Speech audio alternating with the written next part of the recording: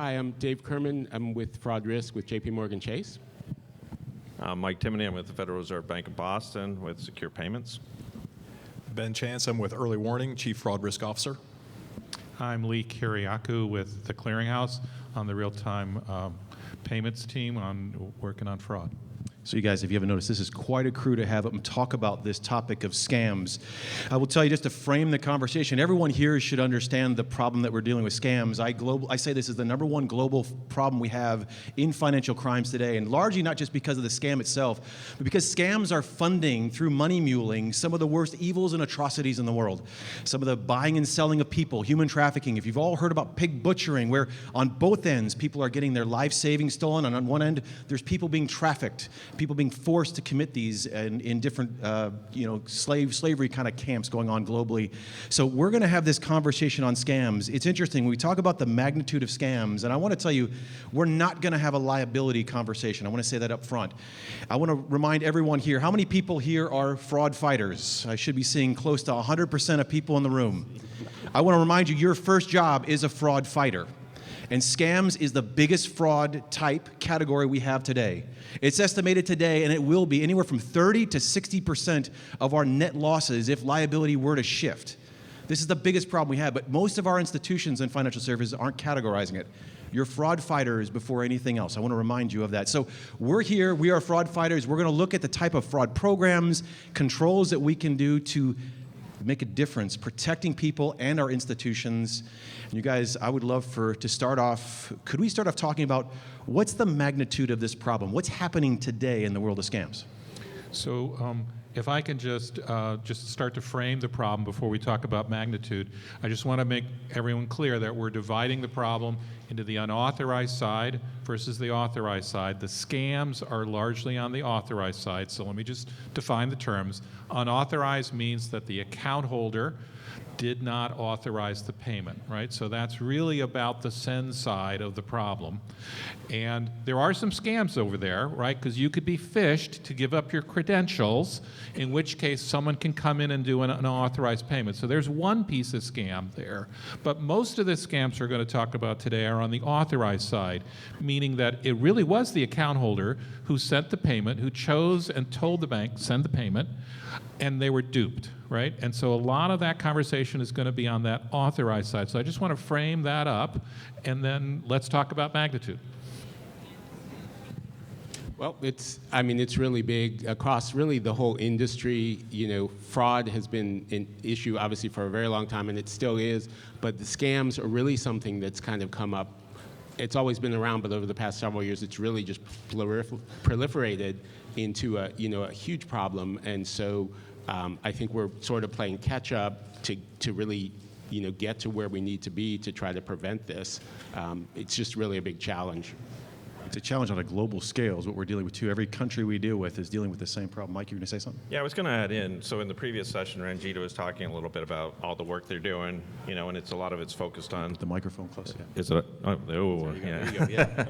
So Ranjita was talking about the work that's been done in the industry, and there's been a lot of work done to really address unauthorized, as Lee mentioned, and identity. And with authorized, you don't really have to focus on identity. It's the legitimate person that's making the payment. They bypass all the authentication because they're legitimate, right? So a lot of work's been done in the past, and so what we're seeing now is the fraudsters really shifting to the human element, right? And to Lee's point, really trying to take advantage of the individual and dupe them into making the payment.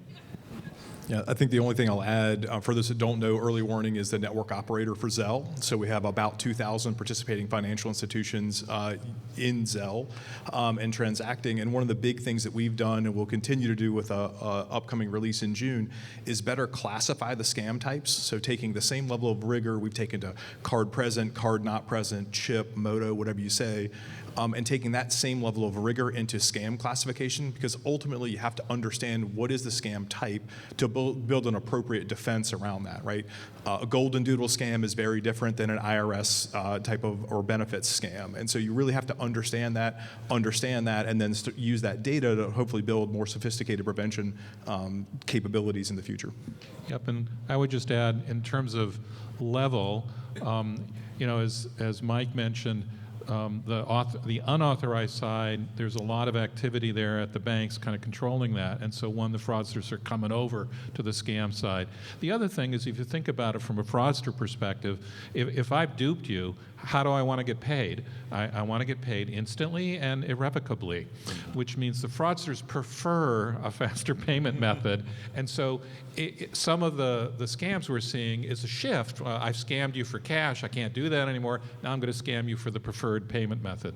The UK has better statistics than we do, and UK for faster payments UK is looking at something a little south of 1 basis point on the unauthorized side. And most recent data, I think something north of 2 basis points on the authorized side, on the scam side. The UK, they call it authorized push payment fraud. So it is the bigger problem, and I think it's growing a little bit in the UK. And they're actually doing something to control it, whereas we're just starting to kind of see the magnitude of the problem and start to address it in the States. Feels a little bit like the chip and pin problem, where we're lagging a little bit globally on the defenses and the programs we're building in place. You were going to say something? Yeah, I would just build onto that. And having run some of this for a British bank in the UK, we're almost our own worst enemy on this, which is we've done great work on application, we've done great work on chip, we've done great work on e-com with 3DS, and we sort of pushed a problem into the scams arena right now, where the individual is what's compromised, and that's what makes the scams problem so difficult to solve. I was just going to add, a couple of years ago, my team worked with the industry to really develop the fraud classifier model, and it's broken into authorized and unauthorized. And when we first sat in the room, we talked through that. There was a lot of push to not even include the authorized side, the scams, right? Because people didn't have liability around it, or the banks didn't have the liability. I'm glad we didn't do that. Several of us, including Lee, we argued, no, that's part of the fraud problem, and we need to include it. And if we hadn't, we wouldn't be talking, we wouldn't be talking about that today. But it's an issue, right? So again, I think the authorized side is where a lot of folks are migrating to take advantage of the system. And it's something we got to look at. So I think in a Noble survey around the topic of scams, I think less than 50% of the banks in third quarter last year were tracking scams at all. In my anecdotal discussions, most of the tracking is at one category, scams, and not getting into the types. And then defenses, I think most banks, something like 30% of banks, are only putting any sort of detection defenses in place. So let's talk about the state of most banks, most financial services institution controls today. And really it starts with, Ben, what you said, but Mike, I want to hear on this taxonomy typology. You can't solve something you don't measure. So talk a little bit more about this typing effort that's going on. Yeah, so Ben's exactly right, and I'm glad that EWS is doing that kind of work. My team's about to kick off some work as well. We've been talking to the industry for a while now, and the same message came across. How do we define a scam, right? I mean, we could all come up with what it is, so we need to come up with some sort of operational definition so that it can be used within banks, and then additionally the taxonomy and definitions that go with it. So knowing that Ben's team's done work, I know other groups are out there doing the same thing, and we've heard this, so we're trying to pull those people together.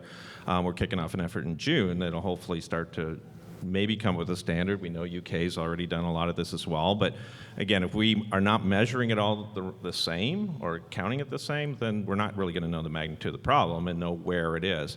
The other thing that I think that I'd like to throw in there too, and it came up in the previous conversation as well, is once we're able to do some of that, I do think there is another effort that Lee and I and some others will be participating in, is around how do we come up with sharing some of that information across the industry again, right? The fraudsters are doing it. How do we do it in a way that we can still meet the privacy concerns, right? Because we can't just share everything, but are there ways that we can share information, especially on the receiving side, to try and help this problem? And so that's something that we'll be looking at over the next several months.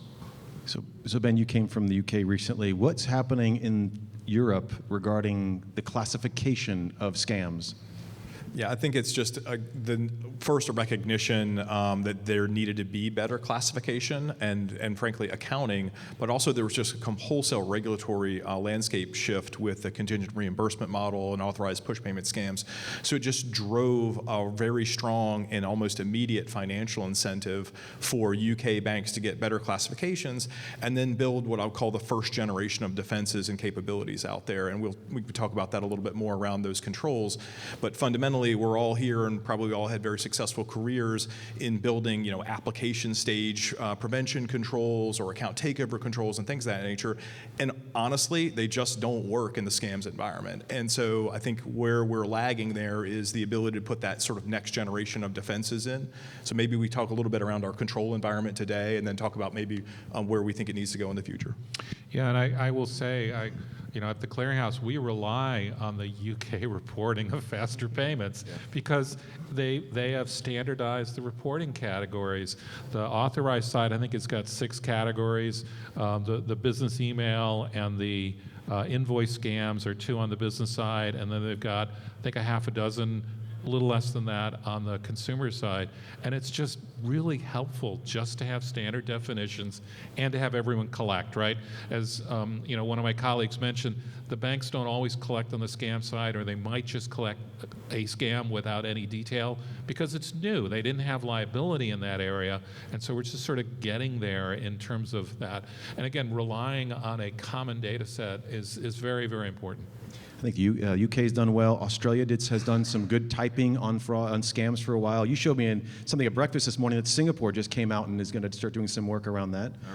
Around info sharing, yeah, it just came out this week, so I haven't even had a chance First to part really of information delve sharing into it is enough. Yeah, getting a common language and a common definition. So one of the things that we need to do is make sure that we're using a common language. Obviously, IC3, FBI has tried some of that, FTC, but really it needs to come down to, we know this in banks, it comes down to our language in our case management systems. What I'll add before we get onto defenses too is, the Noble has a project with Actimize, who I think is in the room, to try to operationalize some of those. So being a part of your guys' efforts, how do we build this into our case management system so we're actually starting to type this so that we can solve for X being these types of scams, and put our defenses. A lot of our defenses at this point, I'll turn to you, David, have been education. And I will say one thing. I was at a conference last year at one of the big global fraud conferences. I was talking to 17 senior executives in some of the largest banks globally, and I was in a conversation with them. And you guys, I consider you all peers just like I consider the peers of the people that I spoke to. And we were talking about defenses and scams, and they said, Ian, we can't train stupid, meaning the scam victims, we can't train our way out of this. And this kind of creates a little visceral reaction in me being a fraud fighter and hey, let's protect the vulnerable. Training, education is an important part of the strategy. What is it and what's being done today? And your thoughts? Yeah, so I think education definitely is part of it. And really just to circle back a little bit to something that both Ben and Mike were saying, so much of all the fraud fighters, what we've done in the past is tried to identify, is this Mike trying to do this transaction? And all these sort of, detection tools to say, well, this doesn't look like Mike's device or Mike's geolocation. We think this is ATO. And as they've mentioned, none of that stuff works with scams. So in the case of the scam, it really is Mike. The biggest type of scam that we face probably across the financial industry is the impersonation scam, where it's an individual who's trying to pretend that they're your bank or they're the IRS or whoever it is, and connecting with you to try to get you to send money somewhere that you shouldn't be sending it by duping you into where you think that's going. And so education is a big part as far as how can we try to get in the middle of that conversation with things like interstitial messaging that might be targeted to indicate to the customer, hey, you need to click this box because this looks like blah, blah, blah, and do you know that this person is really who you think this is going to? So that is a big part of it. There's another part, which is how can we bring in other types of signals, unlike the ATO signals, because as mentioned, those don't work. But for some of our vendors and our own data, things like how long is the person in the session? Because a lot of these type of scams will go much longer than a typical, Zelle or whatever. Or, bringing in some telco information, like is this person on a telephone call at the same time that they're doing this transaction, would be a big indicator. So there are some efforts to do some things like that. And also beneficiary information, where is the money going? And Ben, I think through EWS, can provide a big benefit for trying to get that beneficiary info shared across. Yeah, that's absolutely, first of all, completely agree with all of your points and understanding the importance of the education, the interstitial, some smart friction, and using behavioral biometrics slightly differently than perhaps we've used it in the past. But fundamentally, this is a receiver side problem. And really what we've done as a network for Zelle is implement a model that is now mandatory for use, or at least some of the attributes are mandatory for use across our network. And that risk insights for Zelle model is really modeling the receiver side attributes associated with that transaction versus the sender or those initiating the transaction, which is again where many of us have made our careers up until this point. And that's really what I would encourage everyone to do that's facing a scams, everyone to do if you're facing a scams challenge, no matter what network you're operating on. It's really about understanding the receiver side risk and the association of that particular sender to that particular receiver in terms of first time transaction, receiver velocity, receiver limits, things of that nature. And with that, we can be very successful, I think, across the industry in combating the problem. Yeah, you listen to what Ian and Ben just said. It's like once you step into faster payments and you have a fraud background, it's a great background, but you have to start from first principles. And you have to think what's similar here and what's different. The education component is very different here because think about the card world. It's a debit pull world where you're vetting the merchants. There's a much smaller number of merchants relative to consumers, and you've got zero liability. What do you got to educate the consumer for, right? But now you got a credit push system in a faster payment world with infinite number on the receive side, in fact, several million who are synthetic fakes, and how are you going to educate the customer, especially given liability? That's a key issue, and it's really different than we've had before. The same goes with what Ben said about, and what Ian said about using account takeover signals. Oops, that doesn't solve the scam problem, right? You have to think about it not from the sender side, but on the receiver side. And that data is the key piece to starting to help the sending participant understand, is this a safe transaction or not, right? So can I go? I want to close the loop on the training stuff, and then I want to get into controls. So how many of you guys have a scam training program for your customers online, or if you're at banks, financial institutions, how many of you are aware of? I think a lot of efforts are on the consumer. How many efforts are actually on your employees too, in branch, and those? There needs to be just as much efforts. I mean, again, we can't train our way out of the problem, but we have to start interjecting scam training into our retail branches, our call centers, anyone who's interacting with the customer. Is that pretty unique, or is that? I was going to jump in there. I wanted to touch back on that. So I've been talking to a lot of different banks over the last few months. We actually had an agency helping us do some of the work, and the big banks, I think, are doing a lot of that. I think where some of the challenges, and I've talked to quite a few of the smaller banks, they're relying on some of the payments associations to help them. And the payments associations are stepping up. They're really looking at how do we ultimately do two things. One, how does the bank ultimately educate their customer, but how can they train their own employees, so the people at the counter, right? So when someone comes into the branch and wants to move a bunch of money, or whatever the case may be, that they're going to recognize it, and so they're looking for our assistants to work with them to see how they might be able to develop, checklists, training materials that can be distributed across those payments associations. And there are 10 payments associations in this country to cover the 10,000 banks, right? And so it's a big challenge. That's the other thing that's a little bit more unique with our country, is we have so many banks, and so there's a lot of good work going on there about education, but we're also bombarded by it, right? And so we kind of, maybe in our world, we just kind of become numb to it. And what we found, one of the agencies that we actually employed was looking at how's the behavioral difference? We can't just keep telling people that you can't, don't fall victim to this scam. We have to think about how to get them to change their behavior, and that's the part that's hard. Yeah, that's right. I think the other just 2 points I'll build on that, which is it's not just education amongst financial institutions. I would say if you even think about a retailer, there's no reason my mother should ever be buying Steam gift cards like in a Google Play thing, right? But it happens all the time, right? So there's just not, I think, with amongst us and financial institutions, it's an industry-wide problem. If we see people making large gift card purchases for $500 at Target for for the Google store or something of that nature, that's really abnormal for most of that population. And I think just continuing that education. The last thing I'll say is education is important, but it's not enough. Because most of the time when you interdict, that person who's the victim, they're convinced they're not a victim. They're convinced the golden doodle exists. They're convinced of the romance scam, what have you. And so as a network, we also have to be willing to fundamentally interdict and stop the transaction from occurring, just like we do in the card space and other rails we do today. And I think really that's the next generation for us, is knowing that that receiver is such high risk associated with that, or has a history of fraudulent or scam activity, that we outright decline that transaction and protect that consumer in the long run. So I can't wait to talk about what's the next gen of solutions. Right now, though, what's available right now in the world of fighting scams? I hear some banks are looking at biometrics, device biometrics, behavioral biometrics. What are you seeing available today that they can walk away with and say, I'm going to go and put in my controls, or I have the controls today, I just need to apply it to the world of authorized scams?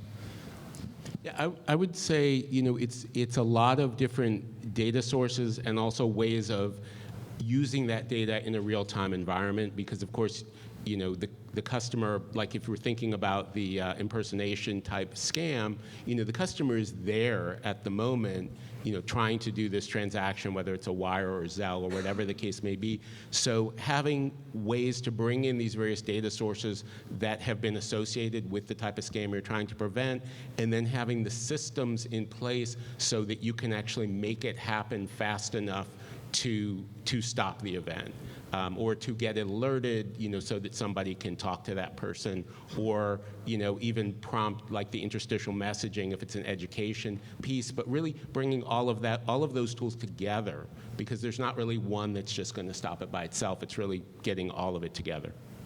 Any other thoughts on current infrastructure, current tools, before we move into what's needed in the future? I would just put another shameless plug in for the networks to each develop their own receiver side risk models, and then fundamentally for financial institutions to consume those.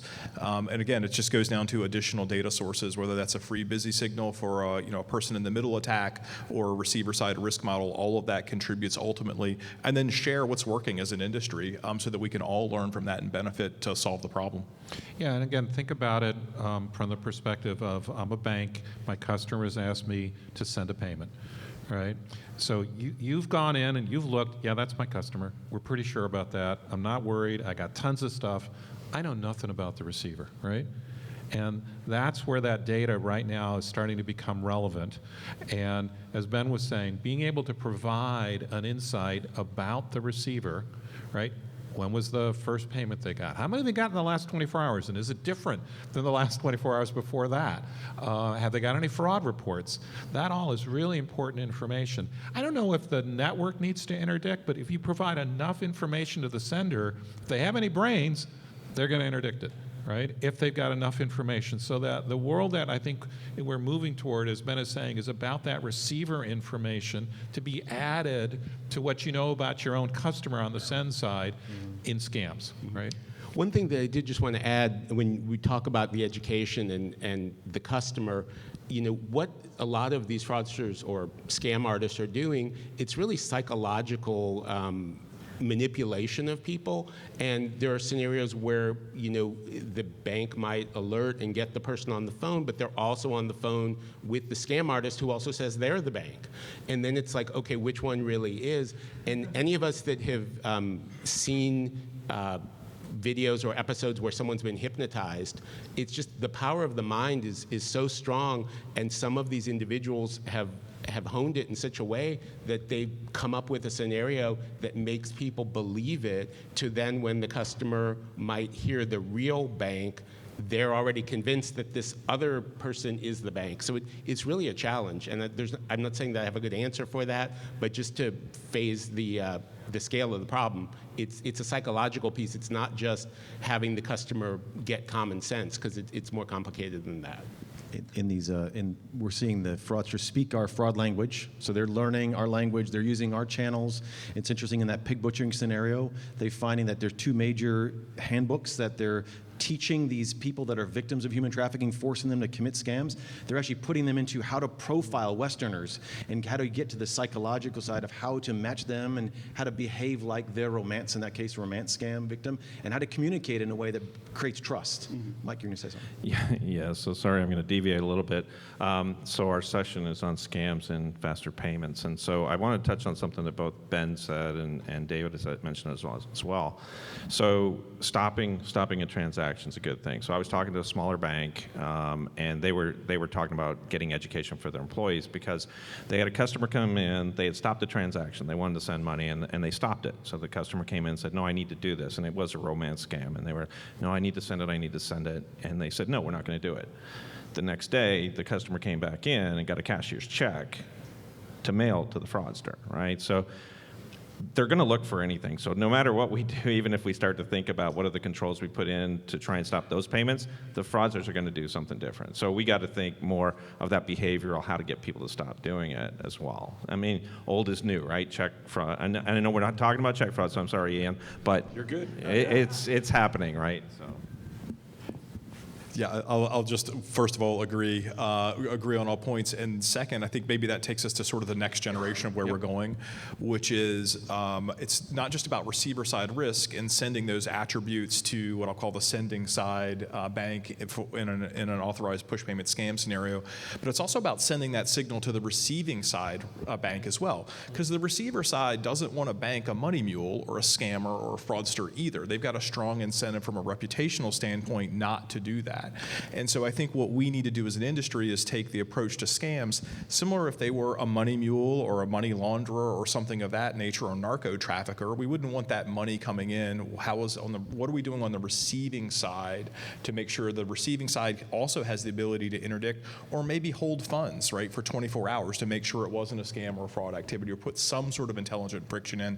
And fundamentally, I think that's where we need to go as a industry, where we have appropriate sending side controls, but we also have strong incentives on the receiver side when there's a suspected fraud or scam activity.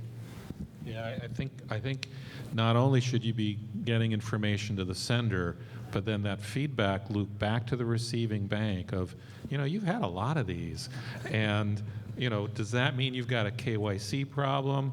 I mean, because you're not going to solve the problem, as David was saying, by convincing the customer that wasn't the bank talking to them, right? There's only a limit to that, right? So being able to get information is probably the next score. You got to get it to the sender first, but then you want that feedback loop to the receiving bank.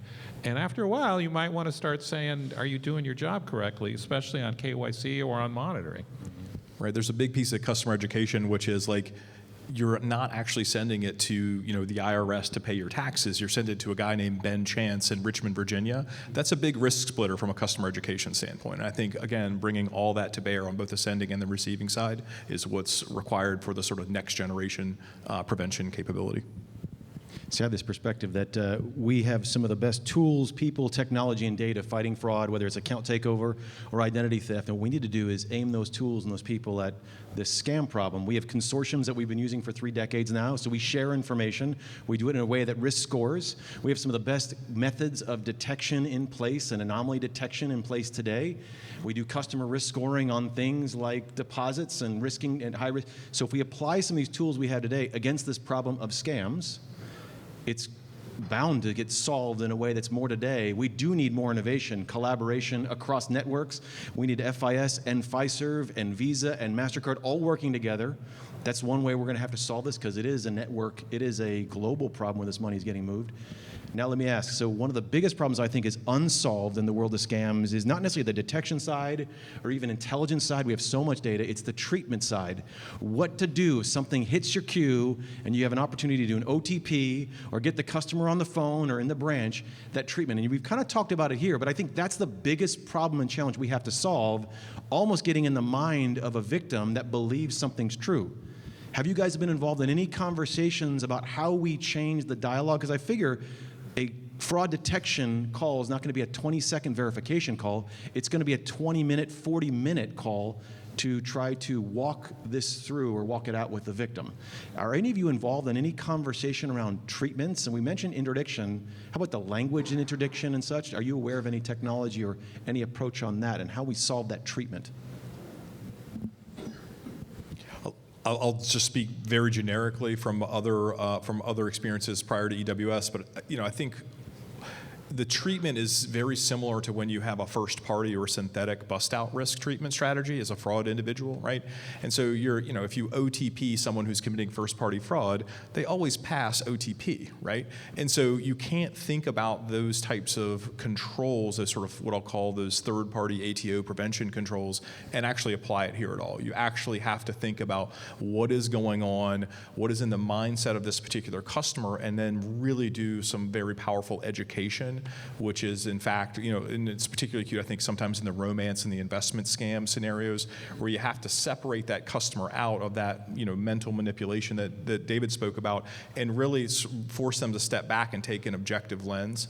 I think one of the things that was also just difficult and perhaps led to the rise of scams during the last couple of years is some of the just human isolation that occurred during the pandemic. So there wasn't an independent voice or, the ability to bounce something off a friend or a relative or something like that. And I think it just led to an increase in victimization in general, which is just fundamentally tragic. And that's why, entities like yours occur and are so important in the ecosystem. But fundamentally, I think you have to think about the treatment strategy the way you do any other sort of first party strategy or bust out strategy. And that is the first step in getting to the right sort of education and controls, I think. I love the suggestion of intentionality that we need to actually segment this out and then intentionally send it somewhere other than just an ATO verification, OTP. So I want to remind, I'm going to get into the questions here, and then after the questions, I want you guys to get your thoughts, parting thoughts together for this group. But I want to remind everybody, when we look at the scams, so often we thought it was just elders falling for scams, and then we found out, youth are falling for scams, and now in conversations we're having, it's doctors, it's lawyers, it's heads of financial crimes, it's the children of heads of fraud and financial crimes, it's absolutely everybody. It's the most educated and the most uneducated. So at this point, everyone here could be a victim of a scam. And so we no longer have to have this. So we're not only protecting the most vulnerable in our populations, we're protecting each other and our families. And I think that's something critical that we have to retrain. A lot of longtime fraud fighters, we literally thought this was not our problem. We literally thought there's no losses and we shouldn't do anything about it. And this is only happening against people that are just really stupid. I hate to say that word again. This is now beyond all of that. This is everyone's problems, and we have the best of the best of the best sitting in this room and on this stage, and we can absolutely figure this out, just like we figured out synthetics and ATO. So over to questions. This first question here, what can networks, the clearinghouse, Fed, EWS, for example, do to help prevent scams, given the business and individuals are authorizing the payment? What's worked in other markets? We kind of talked on this a little bit, but any thoughts when we talk about the networks leading this? It's happening. I think that's the first thing, right? Networks are getting together and addressing this even before there's a return on investment. It's because of reputational risk. It's happening, right? Is there anything else you'd like to add to that question? Talk about insights. I'll just reiterate again. I think at the network level, one, we have an opportunity within our own networks to have a standard classification metrics and a standard risk scoring model and provide those risk attributes both to the sender and receiver. And I think as an industry, making sure that we're standardized around that nomenclature, and obviously we're all working together. We're here on stage because we like to partner with each other and solve problems. And so I think those are the two biggest things. And as we start to standardize that nomenclature and standardize what we're seeing, well, then we have the opportunity to provide insights across the various networks. And fundamentally, we're trying to fight and eliminate these bad actors from our networks at large. And if we squeeze the balloon in one network, they're just going to move to the other. So it's to all of our advantage to work together to solve the problem. And a compliment to what Zelle is doing, the risk insights that they're offering is receiver information about receiver, attributes about them, being provided over to the sending bank in order to help them make a real-time decision. That's an important thing that a network can do. The clearinghouse is looking at something very similar. And in addition to that, what you see overseas in a few instances is also receiver verification, right? Can the network tell the sending bank what the name of the receiver is associated with the account? Now, that's not going to solve all scams. It'll solve what I call the who scams. They're scamming you that they say they're a charity, but they're really Ben Chance, right? Because he's a notorious scammer. We all know that. Yeah, right? exactly. But it's not going to help when it really is the person and they're scamming you, right? So it only helps on some things. I was going to mention, and it's not necessarily our organizations are doing it, but I was watching playoff hockey this weekend, and I was surprised. Every time I went to commercial, the AARP had a fraud commercial, and it was the first time that really caught my attention. And I was like, "Oh wait, what is that?" And I stopped and watched it, and it was about romance scams. And then they had a different one later, and I was like, "Wow, they're trying to do something." So I think, again, coming back to education, it can't be just the same. And I thought that was a little bit out of the box because I personally hadn't seen that before. But I think that anytime we can get in front of somebody to try and make them aware of it, it's a good thing. And so it was a shock to me, but it was a great commercial. And one thing I've also seen in some merchants, like I was in Target recently, that have posted at the terminal like a little sign that says, no one will ever ask you to use one of these prepaid cards to pay debt or send money or whatever. So just little notices, and I know many other merchants are starting to do that too, to try to just get the information out there that this is not a legit method. So if someone's asking you to get a prepaid card and do this, that something's wrong. Yeah, so, a lot of those big retailers are monitoring the sales of those cards, right, and really trying to pay attention to what's going on there because they know that's part of it. Gift cards, virtual gift cards are definitely a challenge, and we're seeing the structuring. One of the issues we have, and I want to get to this next question, absolutely critical. So the information sharing and consortiums, again, we have a lot of practice in fraud using consortiums. We need consortiums. The problem is we need consortiums not just in Zelle and in FIS and in Fiserv and in MasterCard. We need consortiums that cut across all of them. This is likely going to need to be one of the biggest efforts. This is one of my pet projects and love to conversation. A consortium that cuts across, that is, I don't know, it's open to everyone to plug into. Is that conversations that are going on right now? That's what we need to solve this scams and money muling problem for sure. So I'm going to say those conversations are going on. To make that happen is a lot more of a challenge, right? So, but as I mentioned, one of the projects we're actually kicking off in June is an industry forum to try and figure out how to do that. Not saying it's going to be easy. It's not going to happen tomorrow. But there are, to your point, there are consortiums, right? There's network consortiums, there's industry consortiums, but it's not all together and we're not connected. And some other countries, they've started doing that, and I think that's the challenge for us. And we are definitely committed to it. My team's kicking off, like I said, next month we're kicking off a project that's a cross-industry consortium, smaller, obviously, but to try and come up with some recommendations on how we might be able to achieve that. It's not that the Fed's going to necessarily run that. We're going to try to get the industry to come up with it, and then see if we can get someone to build that or make it happen. Okay, so I'm going to take this last question only because it's a tee-off to an amazing.